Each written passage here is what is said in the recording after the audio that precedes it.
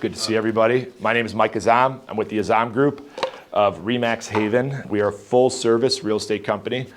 Sales, construction, property management. We specialize in streamlining the acquisition process from purchase to property management. Our entire business model is cultivated, created around working for the remote investors like yourselves. We have clients in 40 different states, 22 different countries. Frankly, I haven't talked to a local client in, I don't know, a couple months. This is right up our wheelhouse. And for you guys, this gives you an opportunity to kind of see a full service team with the resources and support and backing to be able to help you guys build a profitable and successful real estate portfolio. I appreciate the opportunity to collaborate and work with a very successful real estate group. Appreciate seeing you guys again. Matt for setting this up, Ping, Roman, it's good seeing you as well. So a little bit about us as well. So we specialize in single families and small multifamilies. Turnkey, some value add, whether it's small, medium construction projects. We work on getting the property buttoned up.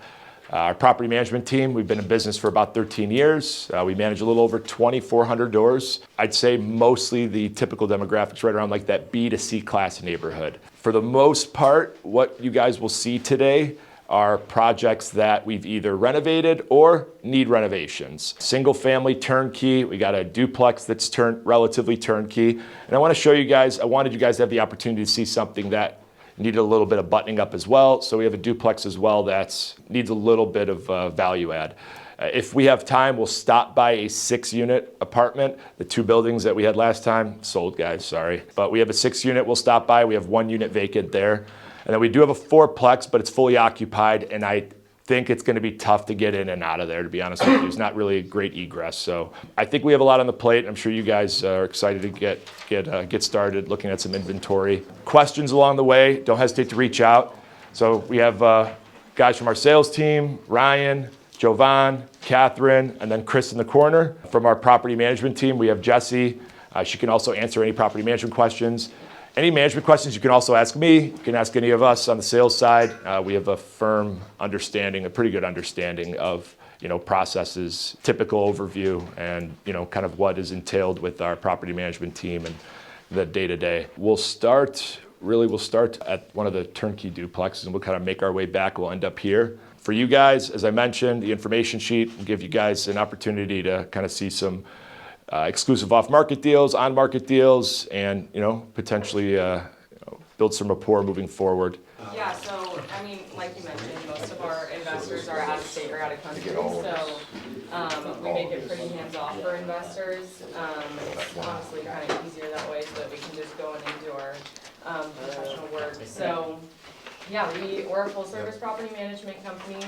And all of our leases are long-term leases, or long-term rentals. So, yeah, we just do like everything from like end to end, from finding a tenant, doing the tenant screening, and like even like rent-ready inspections, rehabs. We're able to do those as well.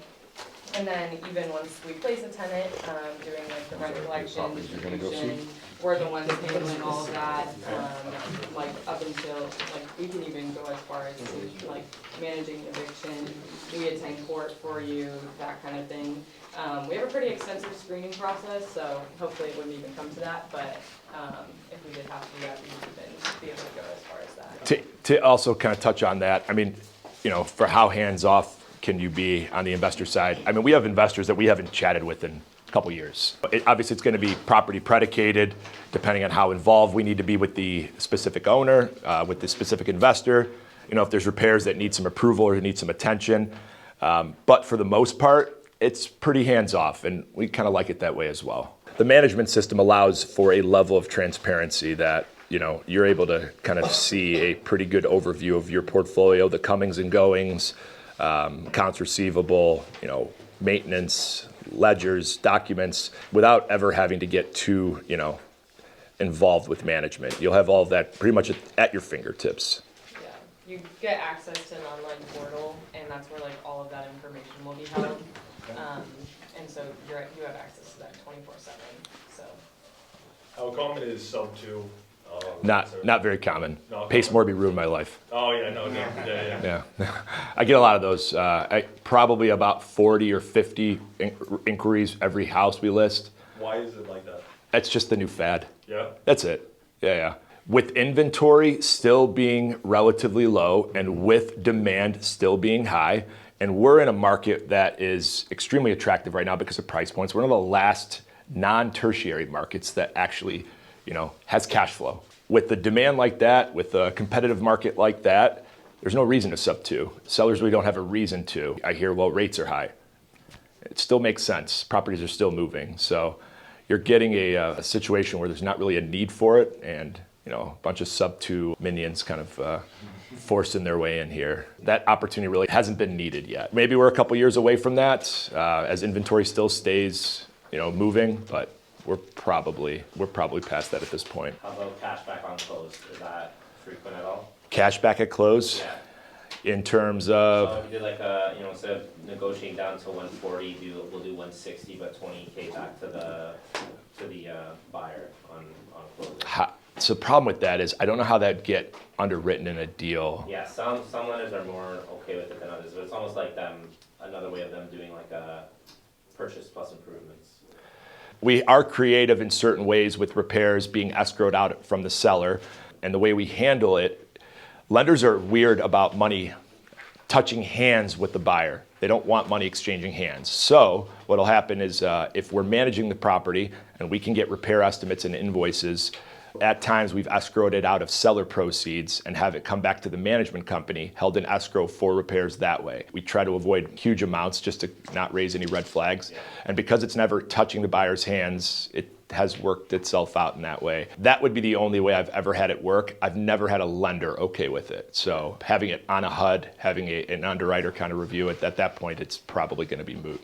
Yeah, and then that kind of segues me into my next question, because everyone here is going to be unfamiliar with the point of sale inspection. So can you just kind of go over how those work, what they're going to be expecting with that? So the point of sales are there's some complexities with it. We have what's called point of sale inspections. I'll backtrack it a little bit. With point of sale inspections, it's a required inspection by the local municipality prior to a property being sold, okay? But it differs and it varies between municipality.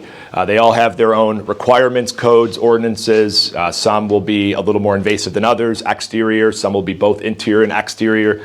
Some require escrow. In general, what'll happen is we'll see that violation list up front and a negotiation ensues between buyer and seller in terms of who is responsible for those. If the seller is responsible for them, they just have to be corrected and re-inspected prior to transfer, prior to close of escrow.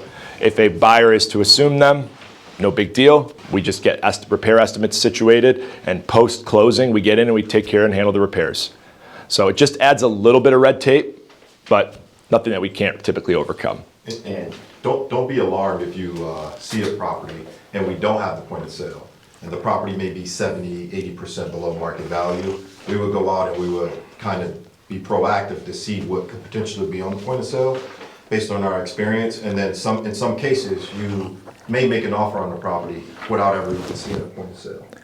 Yeah, it's a good point. At this stage, this many years into it, we have a pretty good understanding of what's going to be on there. We're able to anticipate what's going to be on there. So we can decipher if the deal makes sense, if the condition makes sense, if there's going to be a number of violations that we're going to have to assume. All of that usually is pretty transparent on the front end. We're never going to be surprised, if that makes sense. We'll have a pretty good understanding. And there's like a financial undertaking with that, right? Where it's like you have to put up the money and pay for it? Sometimes. Some of the cities have escrow, what I mentioned earlier. Again, it varies. A lot of the municipalities have kind of gone away from it. I'd say about a handful have escrow is another way to say collateral.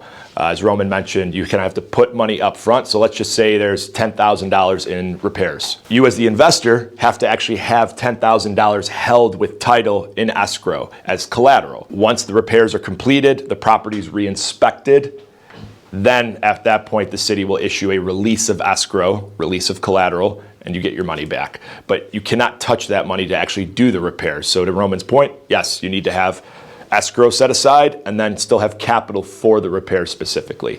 Again, that varies. Different municipalities have different requirements. Some are 50% escrow, meaning let's just say $10,000 in repairs, you'd be required to hold $5,000 in escrow. You know, some actually have specific amounts attached to specific violations. And Cleveland Heights, for example, in that situation, you'd have a violation list and they would tell you, here's what we want held in escrow. So it just varies, it differs. I'd say on average, most of the areas we're investing in don't even have escrow. The ones that do, I'd say 1 or 2 of them are more of our heavy investor areas. So it's not, the escrow typically isn't that big of an issue. One more point, where we run into issue, if you're financing, that's where it becomes a little problematic because lenders, underwriters don't like to see that on a settlement statement. So we try to avoid those in situations where there's financing implications. By the way, I want to ask this question, because we have a lot of newer people here today. Who doesn't know what point of sale is? Can you raise your hand? Okay.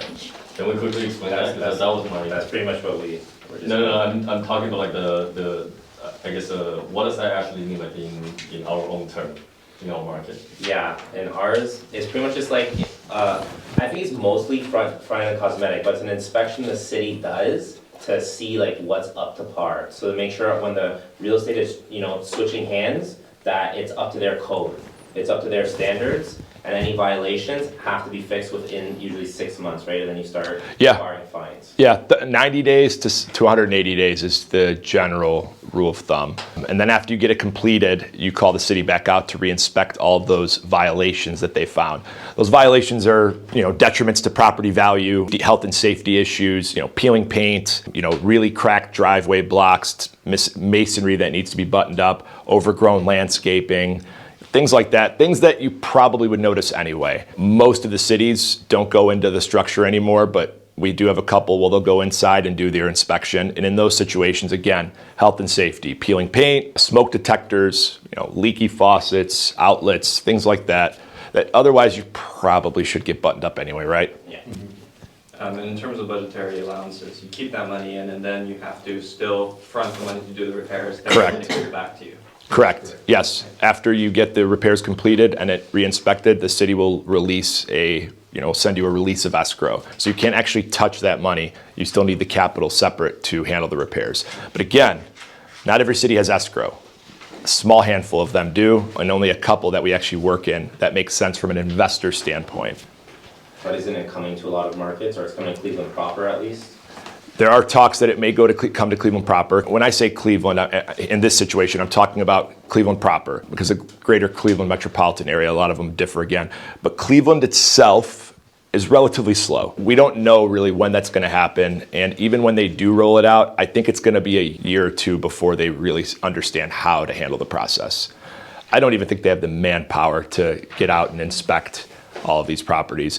I also think there's going to be some questions around how stringent they're going to be, because you have a disparity in condition of properties. You know, you go to the inner city, east side, there are neighborhoods where the houses are extremely dilapidated. How, you know, are they going to be able to compartmentalize those situations? Are those going to be just 10 pages of violations?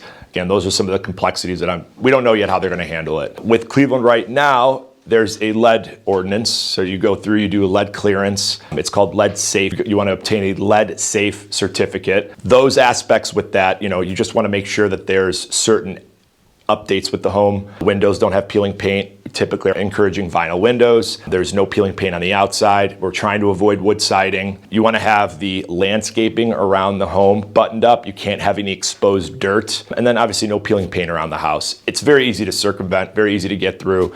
We have about 85% compliance with our management company. What's interesting is that we've read columns lately that there's like 25 to 30% compliance only in the city, and the city's starting to crack down on it. We're at 80 to 85%. We've been on top of this since they rolled it out, because we do believe that there's going to be some fallout with not having this situated.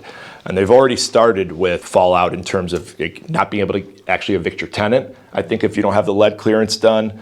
I don't know, Dave mentioned that they might not have that anymore. The lead clearance or Like the eviction? It's possible. I think they got rid of that, but.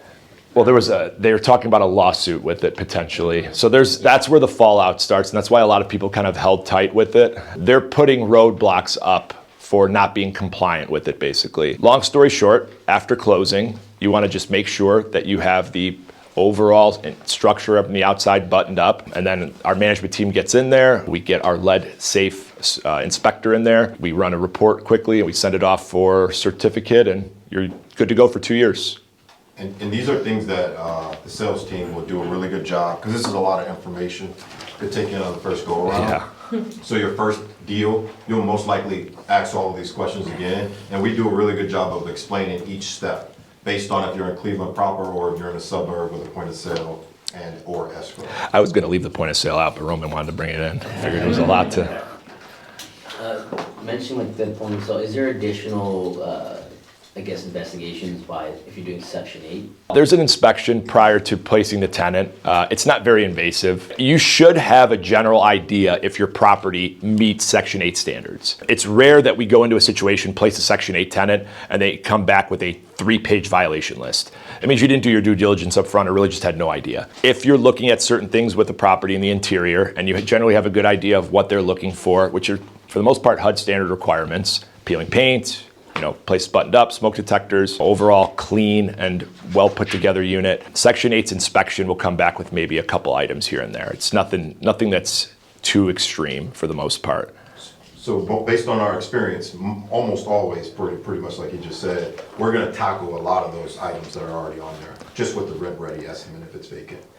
If your objective is to place a Section 8 tenant at a unit that you're looking to acquire, we're going to be able to advise if that's something that's actually practical up front, whether the unit's too big, needs too much buttoning up, whatever the situation may be. Wood siding, porches, balconies, windows, like those would be the big culprits. We're pretty on top of that in terms of, kind of giving you some guidance up front on what the best tenant placement strategy is post-closing. Is Section 8 a good strategy to go with? Because we're from ODSP, and that's our Section 8, and it's a big no. Yeah, I've heard it's a nightmare. Yeah. I'm a proponent of it in certain situations. I think where some of the difficulty lies is investors try to force the issue. Yeah. My buddy. The quality of tenants, they're respectful, right? Yeah, I don't think that's. I think that's the misconception, is that a Section 8 tenant's going to potentially cause damage to the unit. That's going to happen in Ontario, but Yeah. not here. Yeah, I think you have almost the same likelihood of a cash or private pay tenant. Okay. The drawback with Section 8, I think, is just the red tape. That's the biggest one. The inspection. Yeah, it's not the inspection itself. I have no issue with the inspection. We hear inspection, it's got a negative connotation attached to it. It's the process to get to that inspection. It's long. It's Okay. drawn out. Okay. I have a unit right now. I've been waiting a month for a rent determination. So if you're patient and willing to kind of see it through, I think it's worth it. Do these tenants go, sorry, No, go for it. do these tenants go well with like buildings, Say it again. like apartment buildings? So I think that's the other issue, is that investors have come in looking to try to scale their portfolio while also scaling with the Section 8 model. And I think that's difficult. Typically, Section 8 tenants are looking for single families. Sure. So most apartments are 2-bed, 1-bath, right? At least in Cleveland. Tenants with 2-bedroom vouchers are looking for single families. Even though the single family is 3-bedroom, that's what their goal is, a 3-bedroom single family. And you can utilize a 2-bedroom voucher in a 3-bedroom home. So you're almost, not always, but your pool is shrunk, and you're almost gonna have to look for a 1-bedroom voucher. Well, there aren't as many 1-bedroom voucher recipients, so now your pool is shrunk even more. That's the other issue that I've seen kind of run into. Investors coming in looking for cheap duplexes, and looking at it saying, well, Section 8 will pay X number of dollars for this, but if you can't actually fill the units with Section 8 tenants, obviously the strategy's. What was your question? Yeah, won't it be harder to evict a Section 8 tenant because they have to go through the government? No. Where it's harder to evict a section, I could get really in the weeds, but technically, no. It's the same process. If they're not paying their copay, you have to send money back.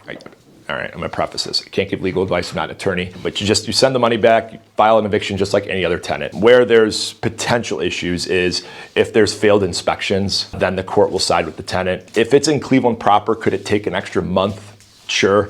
But it's more or less the same as evicting any other tenant. On average, how long would that take? It depends on municipalities. If you're in Cleveland proper, 3 months, on average, 3 months. In some of the suburbs, 2 months. 2-3 months. I usually advise investors 3 months just to kind of be safe. And sorry, it's not for Section A specifically? In general, just in general, Okay. yeah. If you have a tenant, a Section 8 tenant, and you failed inspection, you try to evict the tenant, it could be a year. That's looked at as your fault for failing inspection. Like at that point, yeah, they're gonna give the tenant a very long leash. But if it's they just didn't pay rent, or you want them out, 3 months on average. Does that mean that some haven't taken 4 or 5 months? No, I mean, it's possible, but we are generally a landlord-friendly state. I'm sure it's much different from what I understand the Yeah, no, we love to renter hear laws. things. Yeah, We love it. Yeah. We love to hear that. yeah. Where don't you manage? We have about 6 or 7 zip codes that we don't service. I mean, 103, 44103, 44104, 44108, 44110. I mean, the thing is with 110, it's selective. Anything west of East 152nd and anything south of 90, we won't manage. Anything west of or east of that, we're okay with. 44112 is on our do not manage. 106. 106 is a hit or miss. That's the Why is thing. that? It just depends on where. What do you mean why? There's like the art museum and stuff around that area and, Potholes. Yeah. I'm just kidding. so there's like nicer, like, we just had a, property that's like a new build, in that area. And so like, obviously that one's like really nice, but then like also down the street, there's just a bunch of like properties that are like needing to be torn down. because they're- 44105 is another one. There's pockets of it. So 44105, it's on our kind of do not service, but this property is in 44105. That's just one of the pockets that we will manage. But if you go out to the other side, it gets a little tough. The reason is we just don't have resources there. We don't have anybody to lease it. We don't have contractors there. So if we can't properly service it, Can you give us a 5 areas to kind of target? You know, Canadian moving up, like start looking to Cleveland as the next investment city Yeah. to kind of start building a portfolio. Where, like which, let's say 45 city will generate the cash flow, and there's also upcoming appreciation that you see in the next 3 to 5 years. yeah, 44135 zip code. yeah. 44111, which is where one of the duplexes that we're By the looking. way, just want to throw, probably as you're throwing out numbers, I don't think any of us probably registered what the actual numbers correlate to. Is there like neighborhood names? Sure, West Park neighborhood. We're gonna go look at one on here on Joan, which is the duplex, JOAN 10318. Side of Cleveland. That's the West Boulevard neighborhood. Old Brooklyn's another one. People like zip codes. Every West Coast client, they want zip codes, they want numbers, that's why. Will we be able to get a list of these zip codes that are like listed as like A, B, C class neighborhoods? Yeah, happy to. Yeah, absolutely. But West Park neighborhood, that West Boulevard neighborhood, Old Brooklyn's another one. Garfield Heights, that's a suburb of Cleveland. Euclid, that's a big one. We like Euclid a lot. That's on the northeast side of Euclid, or of the county. North Collinwood, I mentioned that 44110 zip code and how, you know, we want to be east of a specific street. Then you hit that North Collinwood neighborhood. This is one of the areas we're pretty bullish on.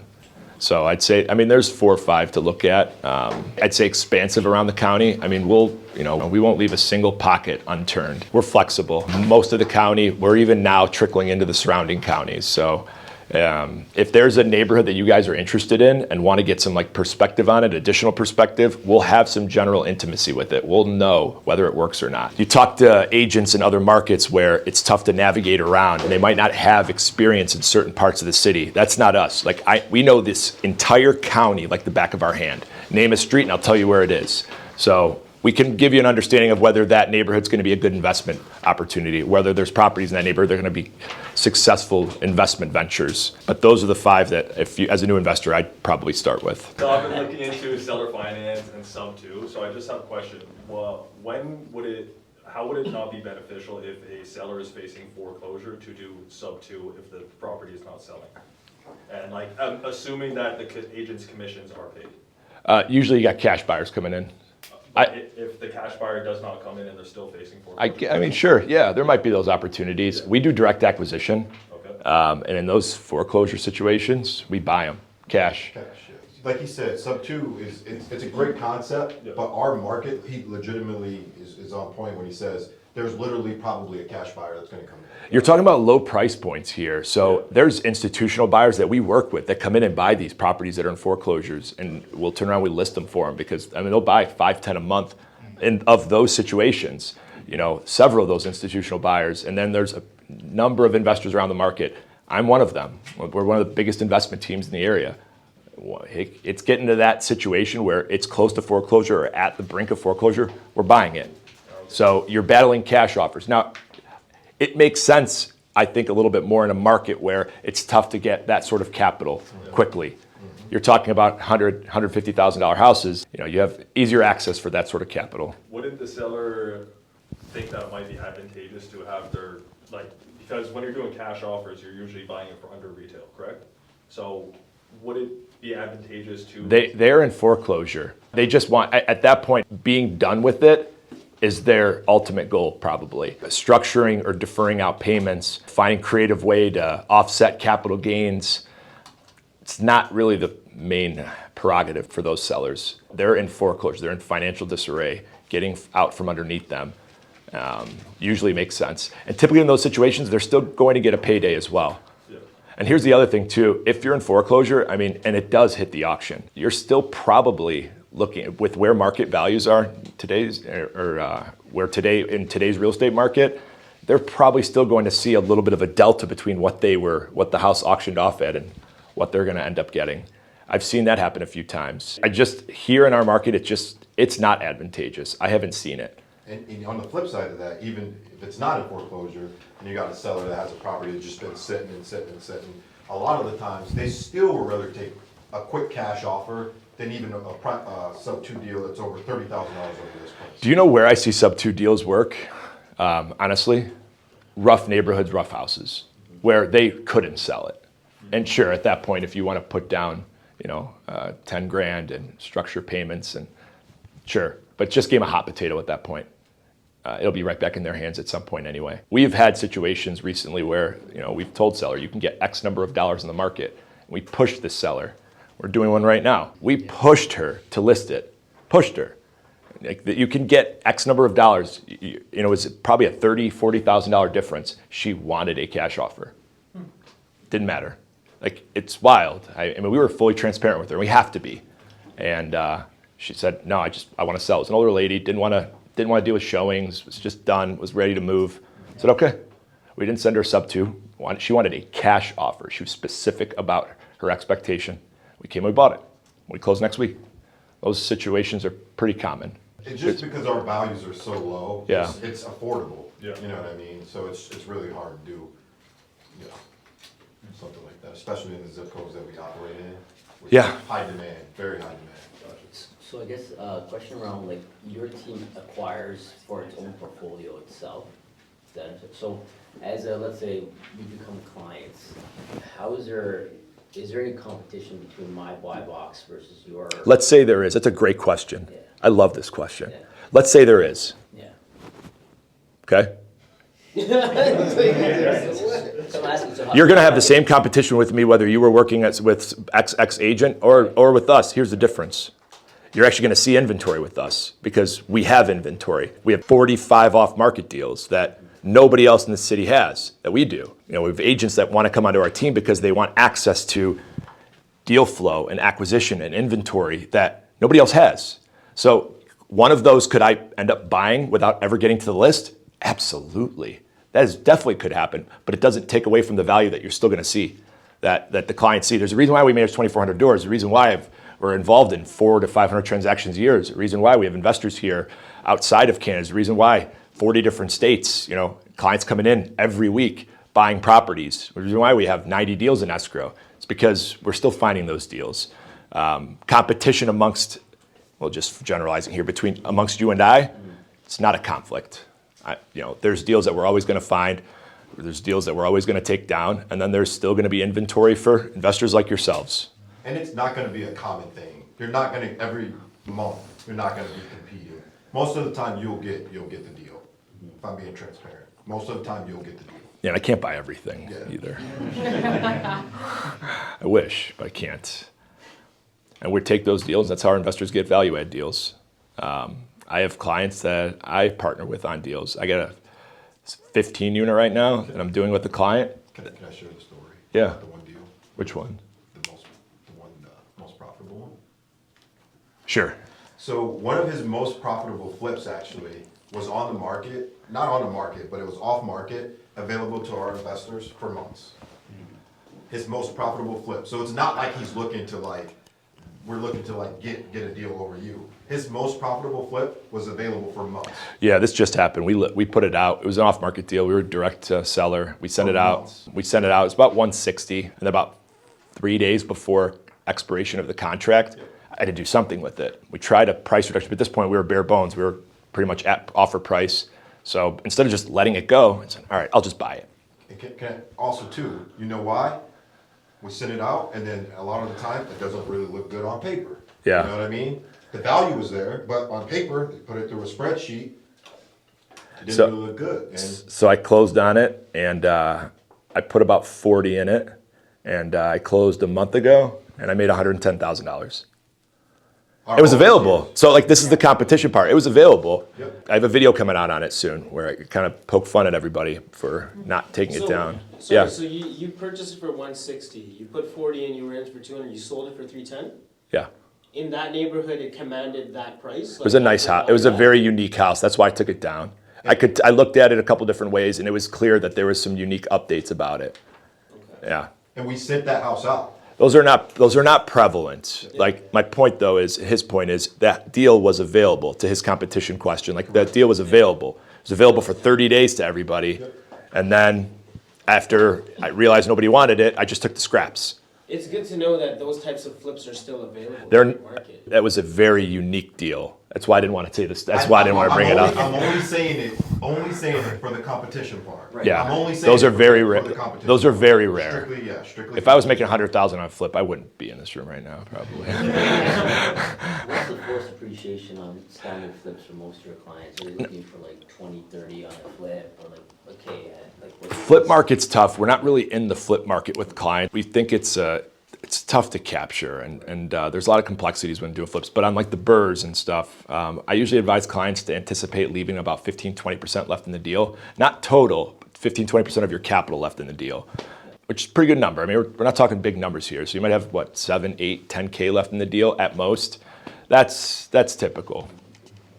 And we have some where it's not. We have some where they're pulling most of it out, but 5 to 10K is that worst case scenario. We're getting in 3-4 months. My favorite deals are where maybe there was some, there's a long-term tenant in place, 4, 5, 6, 7 years. That happens, and the rent's below market value, well below market rate. We'll get in there and cash flow for a little bit, and kind of kick out that deferred maintenance and kick out that rehab.